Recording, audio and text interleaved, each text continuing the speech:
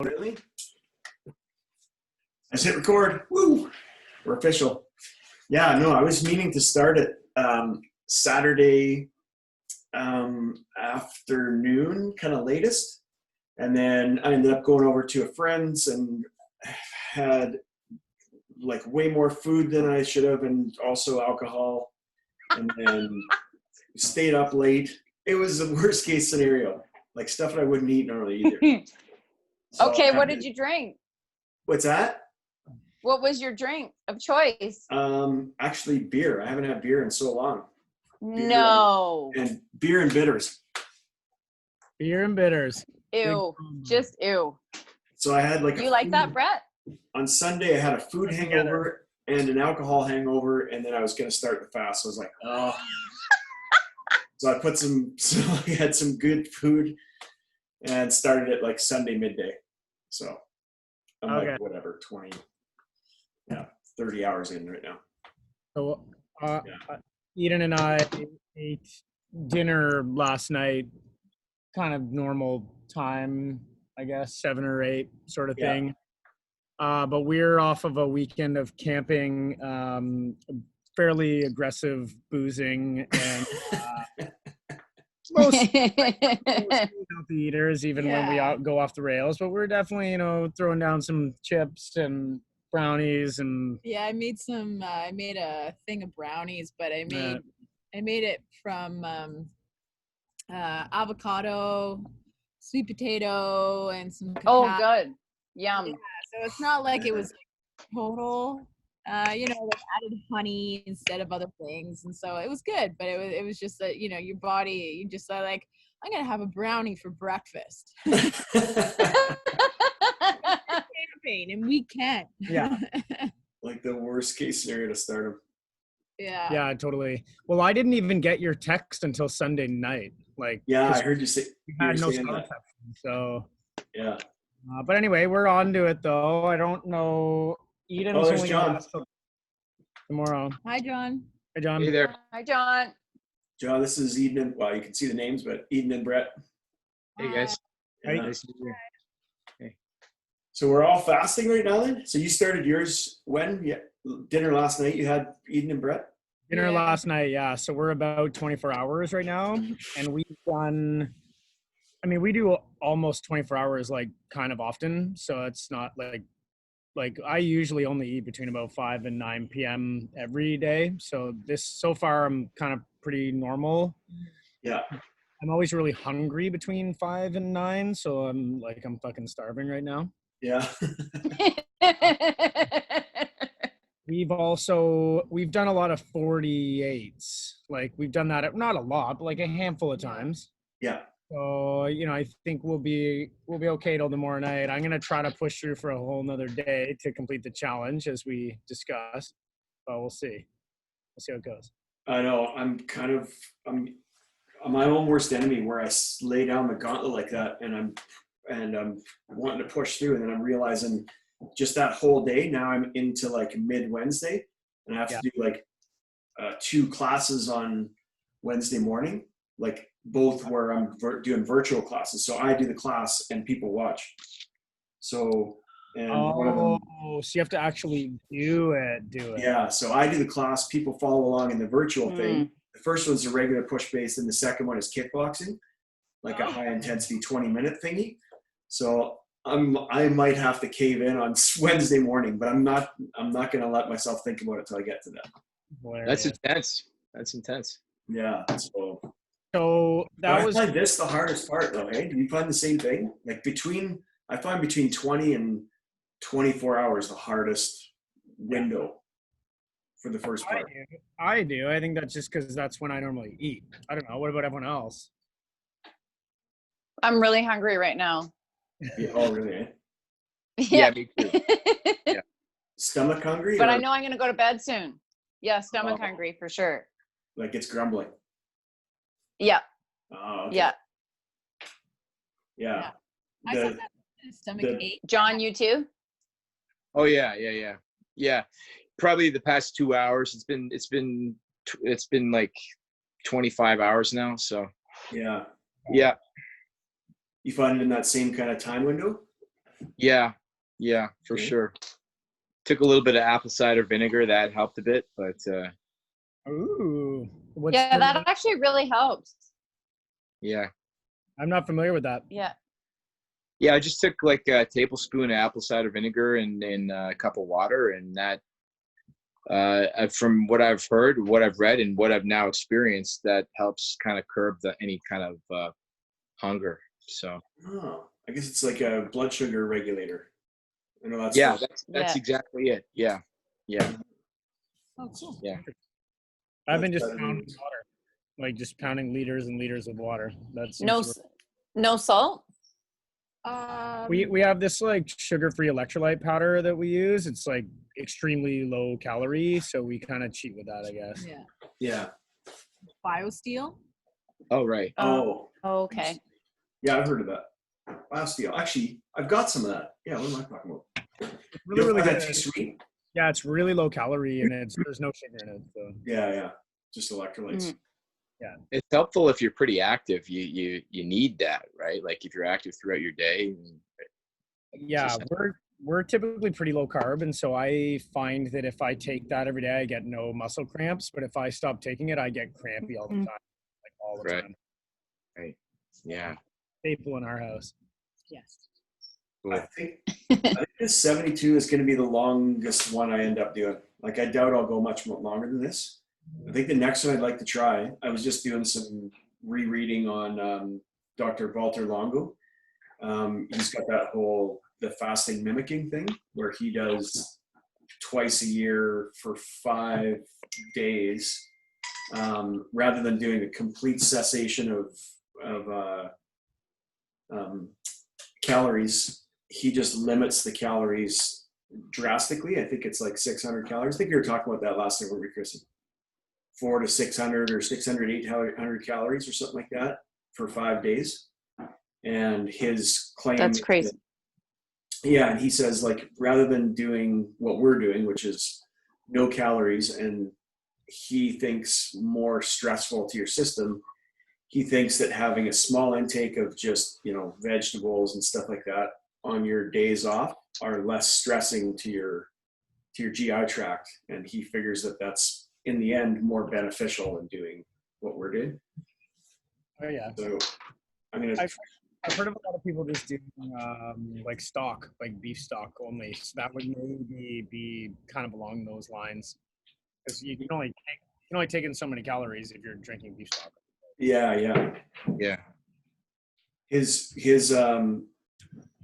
rationale behind it is that when you've got when you completely take any food off the table and you're just drinking water or salt water and water, it's that your intestinal wall lining, because it's such a high turnover rate, it kind of sloughs off, and then the mucus layer that's, I guess, the next layer underneath that's normally quite active, also becomes very inactive, and you get all that kind of associated major organs and digestive organ shrinkage. And he figures that that's possibly more stressful to your body than if you have a small amount of calories in 5 days, as opposed to doing like 2 or 3 days with nothing. Like, that's what he's found, but that's with mice, I think, that he's found that.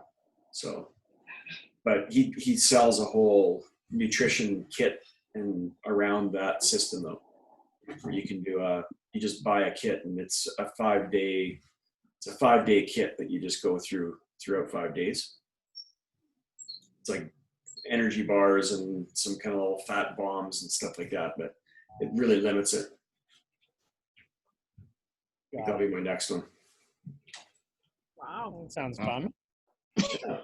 Yeah.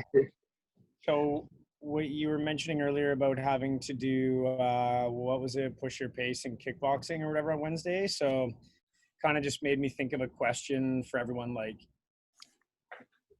of anyone here that's done sort of any length of fasting time before. Like, do you ever do it and then not eat after, like work out and then not eat after? Because I've like, I'm always like a huge post-workout protein and carb guy, and whenever we do this, like if we're gonna do a 48-hour fast, like we won't work out in that middle day. You know what I mean? I'm just wondering like if anyone here has done like a significant workout in the middle and then not eaten after and just carried on, and how that's been for them, or even if they haven't tried it, just if you know anything about it or you've learned anything about it. I've worked out. Like I've been doing a lot of running, and I find that I have a sort of limited tolerance for how much exercise I can handle when I'm fasted. And I'm like you, I'm similar. Like I'll try to eat afterwards, like have a good amount of protein just for the muscle recovery and that. Yeah. But I've found that there's only a certain amount that I can handle, and it's probably I just try to, like if I was going out regularly on like a 10K, I would do a 5K run and just try to go a little bit lighter. And I just find it like even energy wise, I just don't have the same kind of oomph, like the same kind of power and in weight, like any kind of intensive weight session, I try to avoid that because I find it just requires so much energy to get through it. But right. Yeah. So I guess my answer is yes. I've exercised, but just that I limit it. Yeah. Right. Okay. Now, are you like typically a low carb guy? Like, are you in ketosis ever, or not, or is that not really your thing? Well, I'm learning more. This is sort of the ketosis thing is sort of new to me. So I'm trying to learn how my body responds to that. But I've been cutting out carbs, and in this past week, it's virtually I haven't had any. Maybe a little bit of apple juice here and there, but so I'm on an elimination diet right now. So carbs is part of that. Okay. But yeah, that's where I'm at. Yeah. Cool. What about you guys? What's the story with you guys? I mean, we've been pretty low carb for quite some time, like a really long time, probably 3 years, I would say. Cool. We kind of went, when we were first talking about ketosis, we were, plowing fat bombs and like scoops of butter and coconut oil and like doing it in a fairly unhealthy manner. And now it's really just tons of meat and vegetables kind of makes up our diet. And a lot of vegetables, smoothies, and just like sticking to mainly the berries or apples as our fruit. Yeah. Right. I don't typically eat apples, but you do. Yeah. I just do the berries. Yeah. Yeah. And then like we apply fats liberally, like tons of olive oil or tons of butter on the food, but we're not, or avocado oil, but we don't like, we used to make like ice cube trays full of fat bombs and just like ridiculous amounts of fat, and that really is not necessary. Like Yeah. Right. Are you guys doing this because you want to maintain your weight, or you like the way you feel, or kind of both? I think both. I mean, I have a higher metabolism than Brett. So it doesn't take much to even just one day of fasting, and I see serious results. Yeah, so do I. So we're both fairly slim, slim. Yeah, anyway. But I don't know. I think that in my mind, when it comes to the fasting, it takes the stress off the body from always having to digest food, and so then energy can then be put into other parts of the systems that are running. And so like if you're not always having to put energy towards breaking down that food, and you give your body a rest, then it just on a whole I think is a very holistic way to kind of like give yourself that ability to heal, whether it be muscle recovery or what have you. Mm-hmm. I like, just in terms of our daily, like, why I only eat from 5 till 9 p.m. after work. I just find that eating during the day just makes me tired. Mm-hmm. Find that I can just crush work all day with no breaks as long as I don't eat. But the second I eat, I'm tired for the rest of the day. So, Wow. Like if That's regardless of what you eat, eh? Yeah, regardless. Yeah, for sure. Wow, that's really interesting. Yeah. Yep. And I mean, Eden and I eat pretty healthy. Yeah. We've tried everything. For me, like if I eat dinner and then I'm out doing stuff, it's fine. But if I like eat a lunch and then go back to the office and do my, boring office job for 3 or 4 more hours, I just very low energy, Yeah. even if it's no carb and even if it's a no sugar crash scene. Hmm. So. Could I ask what got you into doing that? Like it's essentially one meal a day, right? Yeah, like it kind of started as 2, like we Gave up would skip breakfast and then kind of work out midday and then kind of eat after our workout the first meal and then eat at dinner later. Like it was kind of 2. Yeah. And then COVID started and we stopped going to the gym. And I just kind of got on this like routine of working from 8 a.m. till 3 p.m. That's like 7 hours straight and then just quitting at that time and working out then. And it just is really nice. It's really nice to know you're done work at 3 p.m. is great. It feels like it's the middle of your day and you have a lot left. And then right after work, you do a workout and you eat and I don't know, You've got lots of time. yeah, just schedule wise, it just started to feel good. And then the eating wise, it started to feel good. And now I don't think I'd go back. I love it. I really like it. So it was a pretty smooth adjustment then to getting into. Like no problem. Yeah. I feel like I would have sugar crashes where if I after, similar to Brett, if I would almost go to something stimulating like sugar or what have you to basically boost me up, and instead of having like this like up and down, but have more of an even keeled energy source. And also it affects mood for me. Yeah. So having said that, then would you consider yourself a more flexible fuel? Like you're more flexible fuel then? Because there's some people everybody's individual, but there's some people that it sounds to me like, Brett, you do much better with like a keto type food, and then there's other people that if they don't have things like complex carbs like root vegetables and stuff like that, they're high carb, low fat, and then there's the people kind of in the middle that can burn either almost as efficiently. You're kind of more middle. I'm middle. I'm definitely middle. Sure. Yeah. Yeah. I kind of do better low carb. Yeah. Does anyone here just like want food just for pure like comfort? It's just like you're having a bad day and you just want to give me that, Bag bar or whatever. Yes. Yeah. That's sometimes like, not relying on those things. I find it sometimes difficult, but like, just trying to be just more aware and figuring it out instead of just masking it with like food. Yeah. So on that same note then, when you are heading into a fast, because if you're doing 48s, I mean, that's a legit amount of time.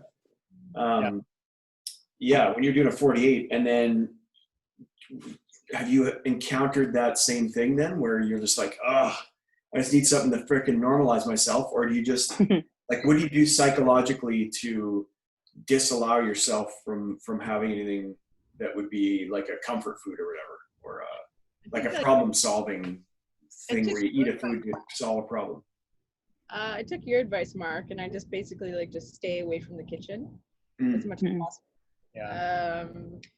We also, though, have started out on a 48-hour fast that has very quickly turned into a 12-hour.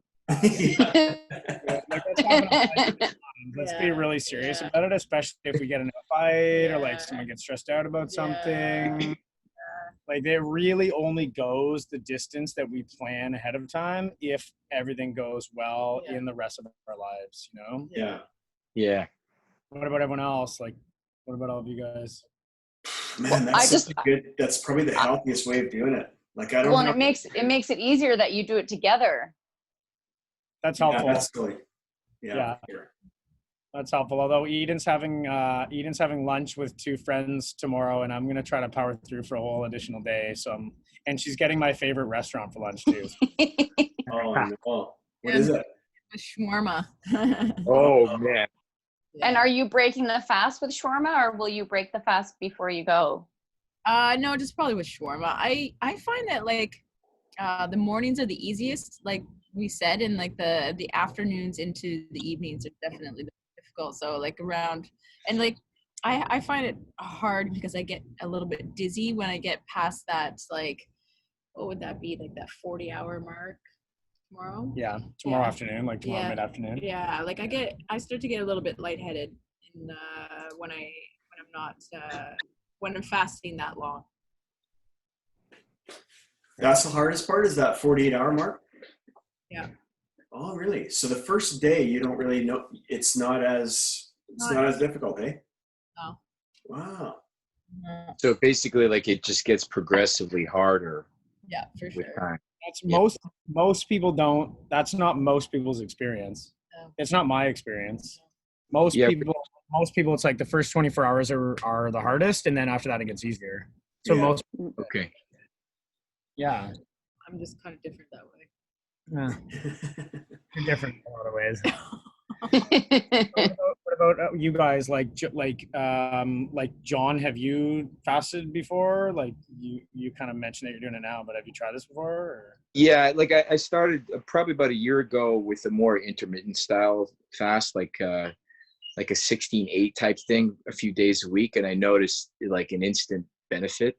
And then I started introducing 24s probably like 6 months ago roughly, and then just like 2 weeks ago I did my first 36, and then I'm doing a 36 right now too, so 25 hours into that, and I feel like I'm just passing over like the first hunger hump, and then I'll probably be good until the morning. But yeah, so my biggest question, I guess, is around how to do not just fasting but like more of a keto style diet and be very physically active. And I I don't even. So you know the difference between like classic keto and then like modified, like what's called like modified keto. is modified like when you have carbs, say before bed, like you're introducing a little bit, or that would be the It would be like carbs in the form of vegetables, like complex carbohydrates, and not even tons of like sweet, like maybe a little bit of post-workout, like sweet potatoes and beets and stuff like that. But it's more like you get your carbs from like vegetables. Like just right. think the hardcore, like classic keto people, like they really don't even eat very much vegetables. It's just, they just pound like meat and fat. Yeah. Not really.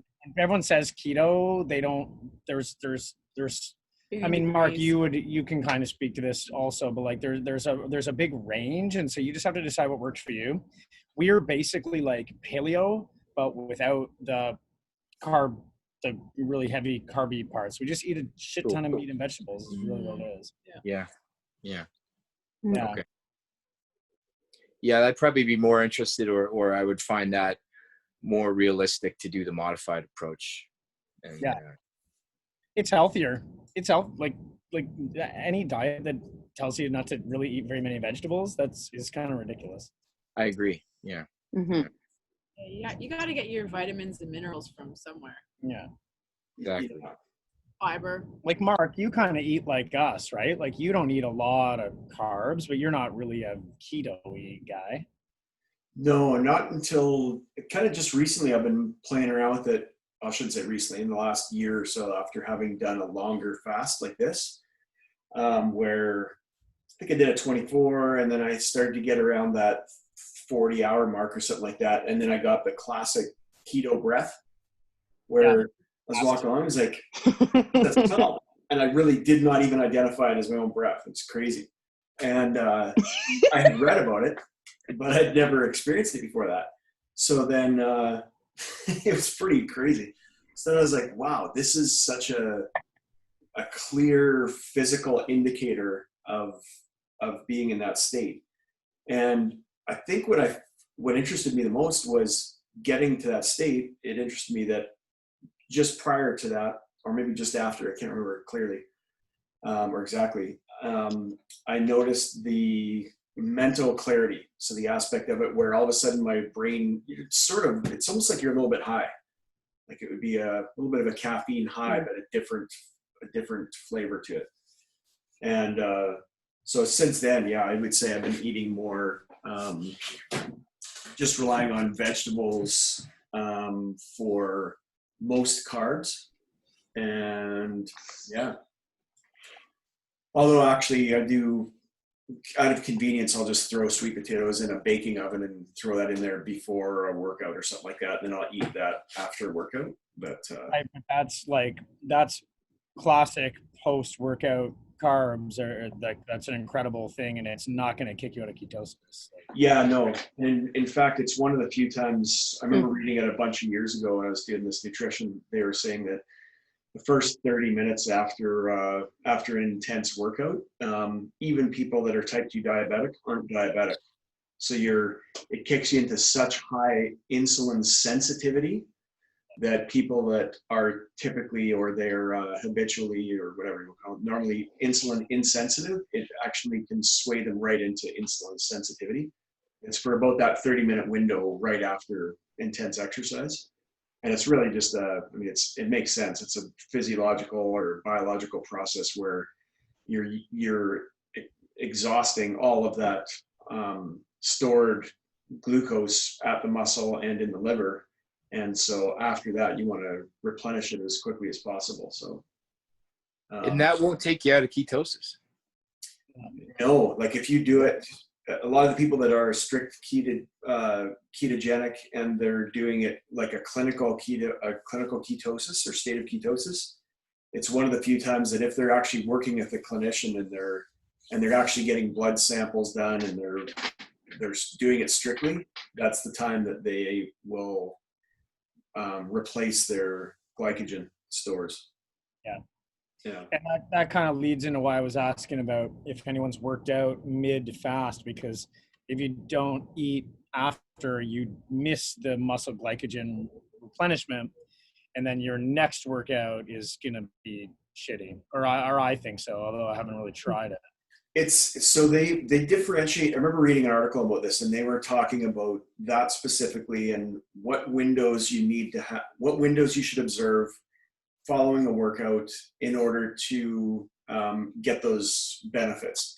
And the author, this PhD guy of some sort, and he was saying, well, he goes, it's a yes and no question. So he says, if you want to optimize it, and you have a high performance life where you're going to work out again, possibly within 24 to 48 hours, usually it's about that 48-hour window in there, then you need to optimize. You need to optimize by replenishing your glycogen stores right afterwards. But he says most people, they either don't work out hard enough to deplete those levels to any significant degree, or they say if you get in a decent amount of protein or even like a ketogenic kind of food within that window, like 8 to 12, or sorry, as long as 2 hours, or sorry, as soon as 2 hours afterwards, I could eat it right afterwards, but even 2, 4, 8 hours afterwards, if you get in some food, some protein or whatever, your body goes through the natural process of gluconeogenesis, where it's taking all of those fat and protein stores and replenishing all those glycogen stores anyway. So it's really, he was saying, yes, it is important, but only if you're, if you want that last 10%, if you're really optimizing the shit out of your diet, like you're a pro athlete or something and you're training 5 days or 6 days a week or something. Right.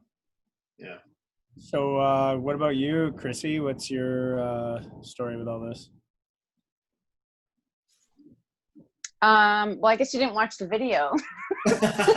I've been fasting I didn't know there was a video. for about a year. Oh, you didn't even watch it. That's okay. No, It's really long. We didn't know. Where was the video? Mark interviewed me.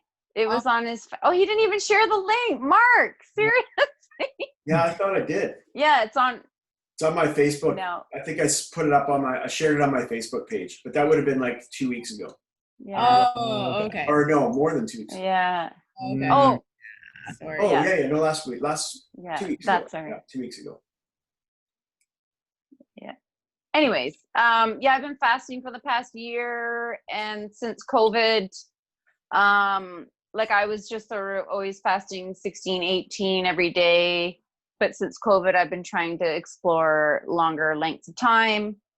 And I've kind of been struggling with breaking the fast and finding foods that work for me. Like I was strict keto in the beginning, but that's just not something I can do because I wanted vegetables and, bread. So yeah, now I'm just trying, like tomorrow is going to be my longest fast. I'm going to push for 42.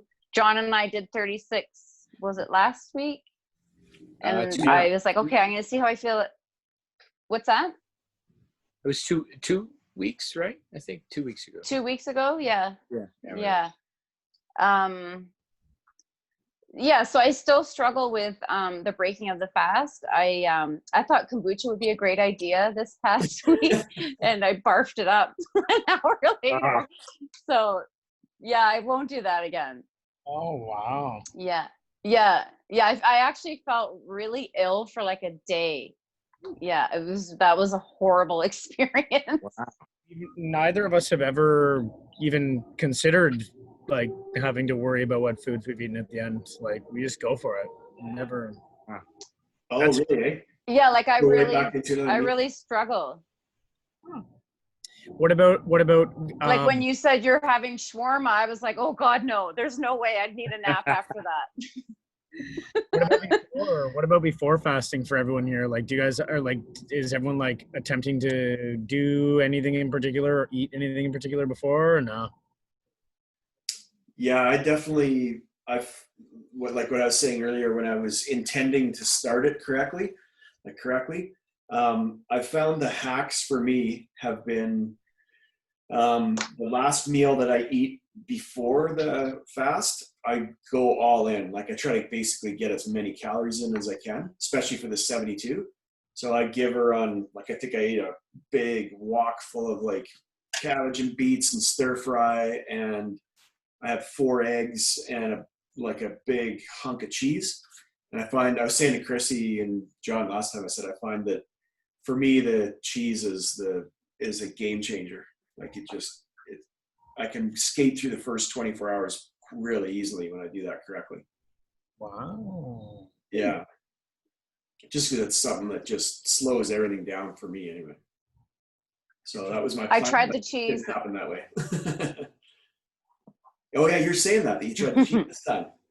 So what have you found? Yeah, but I'm really hungry right now. Oh. Well, I would say that yesterday, I'm hungry. But yesterday I had a bad day and I binged on candy, which I don't even eat candy, but it was available. And anyways, I felt like shit. But when I had the cheese and then I had some apple cider vinegar, which is a horrible mix, but I actually, like, within about an hour, I felt great. I was like, okay, Mark, this cheese thing is for sure legit, for sure. Yeah. So yeah, we'll see how I am. I haven't gone to the bathroom yet either. Yeah. That's the ticket. Just bong everything. So yeah, I'll see. Through. Yeah, does that ever happen to anyone? Do you get constipated? I actually it's a real issue. Oh yeah. Yeah. Yeah, like I would say I have the opposite. Once I break the fast, like an hour later, it's like it's coming out. Yeah. Oh. Yeah. That's really a good sign. Like 2 weeks ago after that big fast, I'm lactose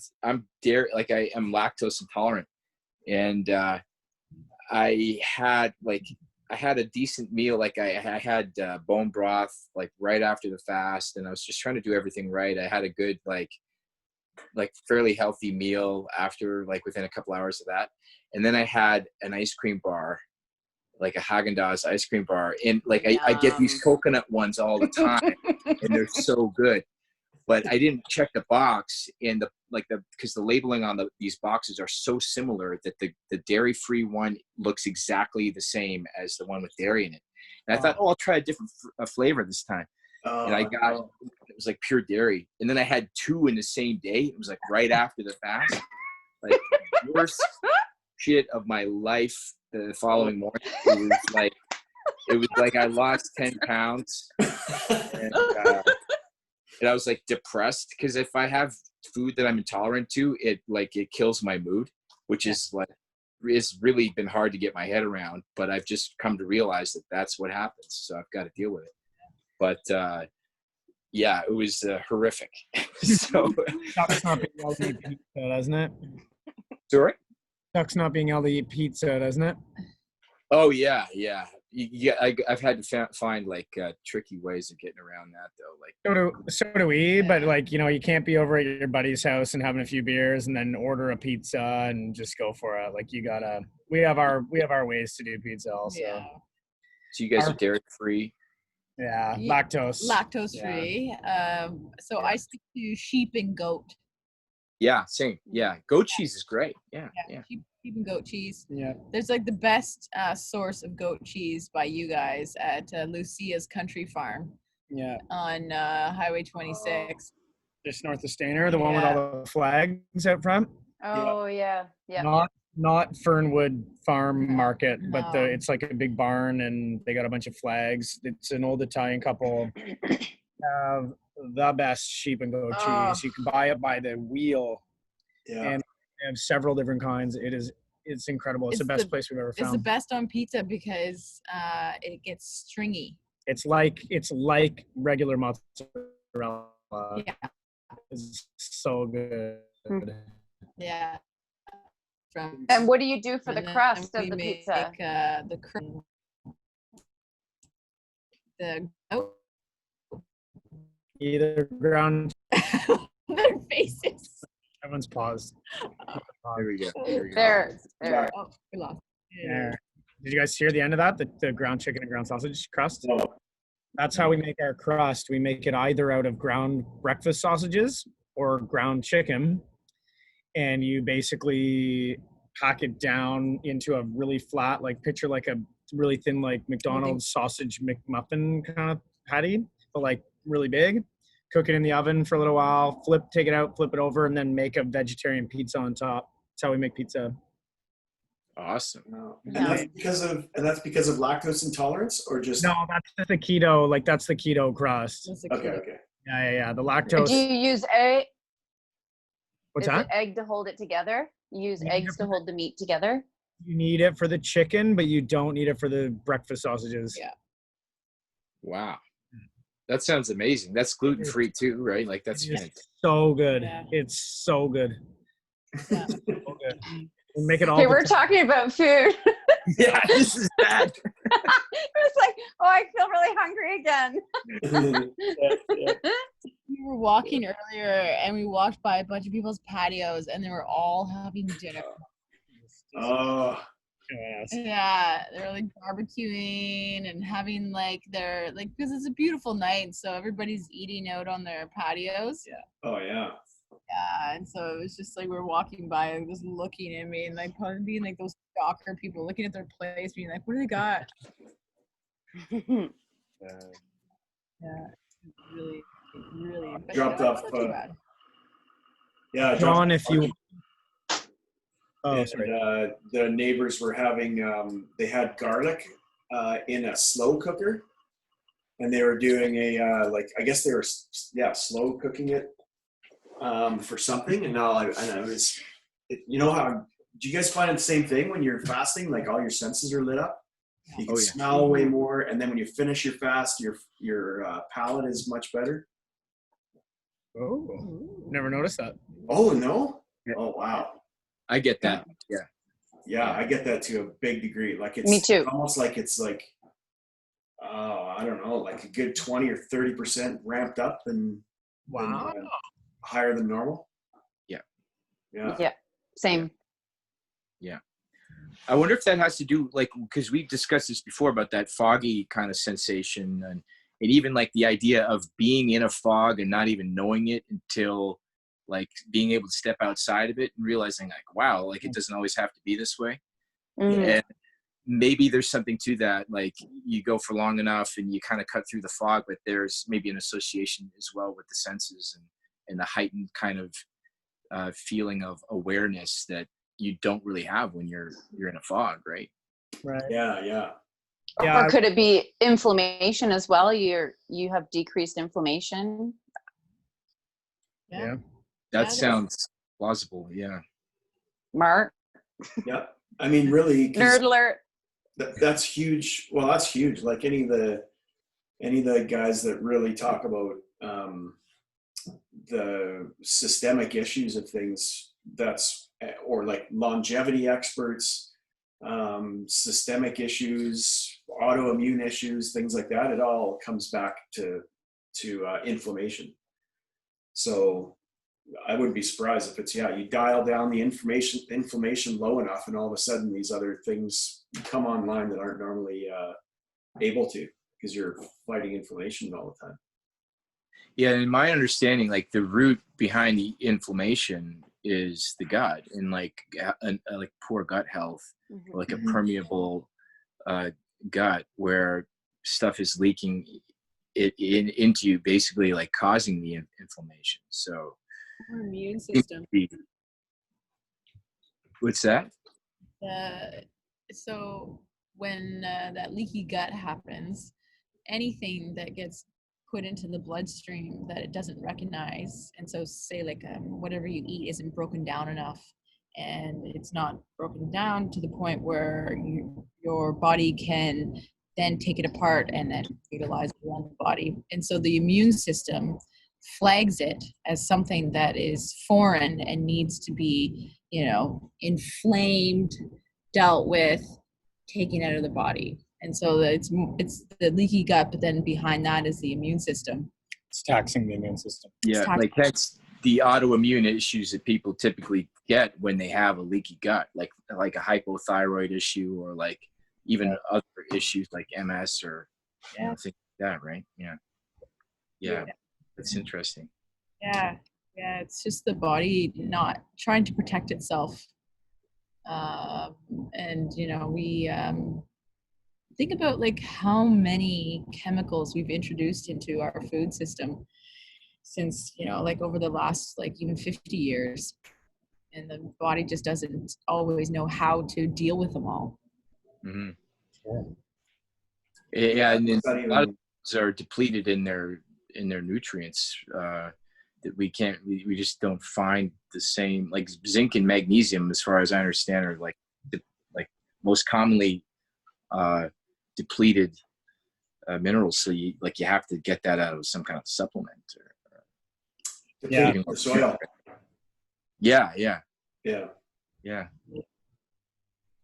Or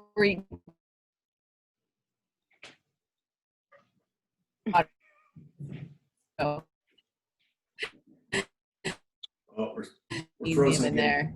there. Frozen. Yeah. Say that again, Chrissy. I missed it right from the beginning when you started there. I didn't say anything. Oh. Oh no, Eden was talking. Sorry. Oh. Every once in a while we get the internet unstable thing. Yeah. Just saying that avocados are a high source of magnesium, and then she just went on to mention to Chrissy, maybe you should try breaking your fast with avocado. I don't know. Yeah, it's funny actually. That's a coincidence. I was just driving over. I was listening to that Jason Fung and Megan Ramos podcast, like the fasting cast from a few years ago, and that's what they were saying, that they to break a fast for people that have issues with it, to have like handful of almonds or pistachio nuts and like half an avocado, and then wait for however long you need, and then eat after that. It's like the way to. I was also listening to Jason Fung and Ramos, and she also said like a tablespoon of chia seeds or psyllium, let that soak in water, and that'll help your digestive juices start to get ready to eat after a long fast. Like, I'm not gonna lie, I'm kind of nervous about eating tomorrow after my barfing last week. So I'm gonna try the psyllium just to settle my stomach, and then I'll try avocado and see how I feel after that. Yeah. So I'll let you know. Yeah. Oh. Cool. Zoom is getting all strict on me tonight. It's saying that It's about 7 minutes left. Wow. Oh yeah. It started back up with that again. Yeah. So do you get kicked off, I think or you- can you I keep don't know. going? It might only have 2 more minutes here. Get It kicked started off. at 5-2. Oh. Eden and I think are gonna cruise anyway. We had our big weekend and we're pretty exhausted. So Yeah. I'm pretty punchy too. Eating. so can we all report back Mark's hungover. Can we all report back at the end so that way I have some more team motivation? Yeah, for sure. Want to do like a Wednesday night, quick 30-minute check-in? Yeah, that'd be fun. Let's do it. We'll do it. We'll schedule it in. Yeah. What time? What is the time better for you, John? Or like, would this be for all of us again, or? Sure, might as well do a little group dealio. Talk about it. Yeah. Yeah, I could do after 8. Okay. Do like an 8:30 to 9 or something? Sure. Yeah. Okay. Perfect. 8:30 it is, Wednesday PM. All Then right. we're accountable. Yeah. Yes, That's right. exactly. That's what I want. That's what I want. Exactly. Yeah. Yeah. Yeah. Everybody. Yeah, I'm gonna check in with Peter. He was 50 hours in this morning, so I think he was gonna go till tomorrow Wow. afternoon. Has he been fasting for very long? I think about a year now, maybe a little less. 6 months to a year, I think. Yeah. Cool. Cool. I'm gonna be Okay. at Cool. Wednesday at 8. I'm gonna be that's when I'm gonna be breaking my fast if I decide to go the extra day. So I'll be eating dinner while we're talking, and Yeah. it's gonna be quite the sight. Yeah. Yeah. I Nice. might be doing all the talking. Talking about your shawarma. Yeah. Nice to meet you guys. Nice to meet you. Yeah, you too. Nice to meet too. you. See you guys. Talk to Good luck, you. everyone. Talk to you Wednesday. All right. Okay. Thank Good you. luck with your fast. Take care, guys. Bye. Bye Bye. bye.